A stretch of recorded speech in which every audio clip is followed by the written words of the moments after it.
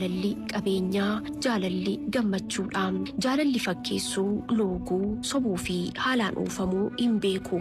Namatu akka isaaf tolutti haala keessa jiru keessatti ittiin fayyadamuuf jaalala qoqqoodee malee jaalala dhugaa kan faayidaa, kan haalaa, kan yeroo irratti hundaa'ee fi akka isaa yookaan isheef tolu gochuun namni akka hin taane taasise. Jaalalli dhugaa haa toluu, haa baduu, haa jiraatus, haa dhibus, diimatee gurraacha'ee haala kamiin osoo hin daangeffamin nuffii fi sinsinnii malee itti fufee jiraata. Madaalliin jaalala dhugaa jaalala qofaa haala kamiinuu waan hin madaalamneef jaalalli faayidaa irratti hundaa'ee yeroo faayidaan argamu sun dhabamutti yookaanis faayidaan barbaadamu erga argameen booda dhaabbachuu danda'a.